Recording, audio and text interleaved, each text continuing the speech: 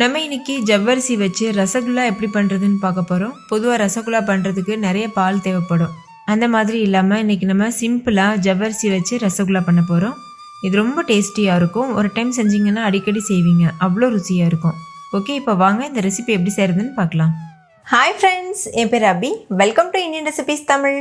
வீடியோக்குள்ளே போகிறதுக்கு முன்னாடி நம்ம சேனல் இந்தியன் ரெசிபீஸ் தமிழை சப்ஸ்கிரைப் பண்ணிக்கோங்க. கூடவே இருக்க பெல் சிம்பலையும் கிளிக் பண்ணிக்கோங்க.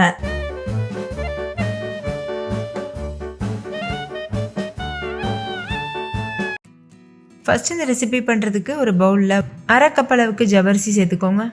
சேர்த்துட்டு தண்ணி சேர்த்து ஒரு டைம் நல்லா வாஷ் பண்ணிக்கோங்க. கழுவினதுக்கப்புறமா தண்ணியை வடிகட்டி எடுத்துகிட்டு வந்திருக்கேன்.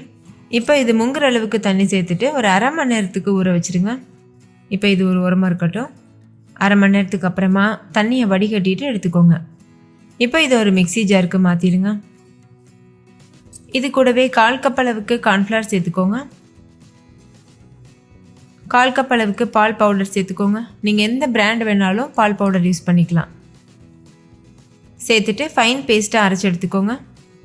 இந்தளவு நைஸாக அரைச்சதுக்கப்புறமா வேறொரு பாத்திரத்துக்கு மாற்றிட்டு இதிலேருந்து சின்ன சின்ன உருண்டையாக உருட்ட ஆரம்பிச்சிடுங்க. கையில் கொஞ்சமாக எண்ணெய் இல்லைன்னா நெய் அப்ளை பண்ணிவிட்டு உருட்டினீங்கன்னா மாவு ஒட்டாமல் வரும். பாருங்கள், இந்த மாதிரி ரவுண்ட் ஷேப்க்கு ஒரு சின்ன லட்டு போல் உருட்டிக்கணும். இதே போல் மீதி இருக்க எல்லா மாவுலையும் சின்ன சின்ன உருண்டைகளாக உருட்டிட்டு ஒரு பிளேட்டில் அரேஞ்ச் பண்ணி வச்சுக்கோங்க. நீங்கள் அரைக்கும் போது ரொம்ப தண்ணியாக அரைப்பட்டுச்சுன்னா கொஞ்சமாக கார்ன்ஃப்ளவர் மாவு சேர்த்து கெட்டியாக வர வரைக்கும் நீங்கள் மிக்ஸ் பண்ணிக்கலாம். முடிஞ்ச அளவு தண்ணி சேர்க்காமல் கெட்டியாக அரைக்க பாருங்கள், அப்போ தான் டேஸ்ட் நல்லாயிருக்கும். இப்போ இந்த மாதிரி உருட்டினதுக்கப்புறமா இது ஒரு உரமாக வச்சுருங்க. இப்போ நம்ம ரசகுல்லா செய்ய ஸ்டார்ட் பண்ணலாம். அதுக்கு ஒரு அடிகனமான பாத்திரத்தில் 3/4 லிட்டர் அளவுக்கு பால் சேர்த்துக்கோங்க. தண்ணி சேர்க்காத கெட்டியான பால் சேர்த்துக்கோங்க. இப்போ இந்த பால் நல்லா கொதித்து பொங்கி வரணும். இந்த ஸ்டேஜில் ஸ்டவ்வை லோ ஃப்ளேமில் வச்சுட்டு இது கூட அரை கப் அளவுக்கு பால் பவுடர் சேர்த்துக்கோங்க. சேர்த்துட்டு இது நல்லா மிக்ஸ் பண்ணிக்கோங்க. ஒரு கரண்டி இல்லைன்னா விஸ்க் வச்சுட்டு நல்லா இந்த மாதிரி கலந்துக்கோங்க. கொஞ்சம் கூட கட்டிகள் இருக்கக்கூடாது. பால் பவுடர் சேர்த்த உடனேவே நல்லா மிக்ஸ் பண்ணிடணும். நல்லா கலந்ததுக்கப்புறமா நம்ம எடுத்து வச்சுருக்க உருண்டைகளை உள்ளே சேர்த்துருங்க. ஸ்டவ் மீடியம் ஃப்ளேமில் இருக்கட்டும். எல்லா உருண்டைகளும் உள்ளே சேர்த்ததுக்கப்புறமா ஸ்டவ் மீடியம் ஃப்ளேம்லேயே வச்சுட்டு ஒரு 10 நிமிஷத்துக்கு வேக வச்சுக்கோங்க. 10 நிமிஷம் வேக வைக்கும்போது இந்த உருண்டைகள் எல்லாமே முழுமையாக வெந்து வந்துடும். உருண்டைகள் மேலே எலும்பி வர வரைக்கும் நம்ம கரண்டி வச்சு கலக்கக்கூடாது. பாருங்கள், இந்த மாதிரி தானாகவே மேலே மிதந்து வரும். அப்போ தான் கரண்டி வச்சு லேசாக மிக்ஸ் பண்ணி விடணும்.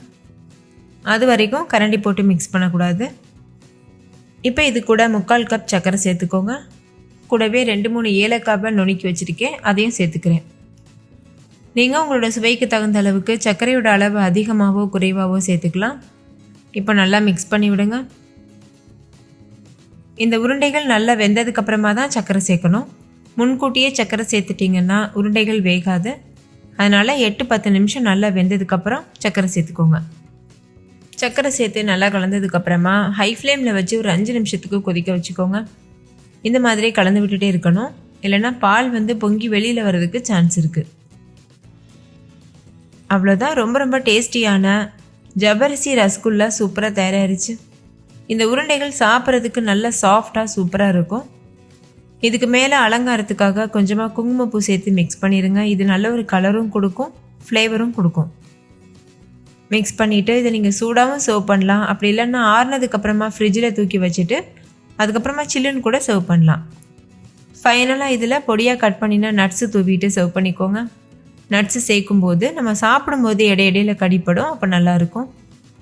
அவ்வளோதான், ரொம்ப ரொம்ப டேஸ்டியான ஜவ்வரிசி ரசகுல்லா சூப்பராக தயாராகிருச்சு. கண்டிப்பாக நீங்களும் இதே மெத்தடில் ட்ரை பண்ணி பாருங்கள். வீட்டில் இருக்க எல்லோரும் என்ஜாய் பண்ணி கேட்டு வாங்கி சாப்பிடுவாங்க. ஓகே ஃப்ரெண்ட்ஸ், இந்த வீடியோ உங்கள் எல்லாருக்கும் ரொம்ப பிடிச்சிருக்கும் நம்புறேன். பிடிச்சிருந்தா லைக் பண்ணுங்கள், உங்கள் ஃப்ரெண்ட்ஸ் கூட ஷேர் பண்ணுங்கள். நீங்களும் செஞ்சு பார்த்துட்டு டேஸ்ட் எப்படி இருந்ததுன்னு கமெண்ட்டில் சொல்லுங்கள். தேங்க்யூ, பாய்.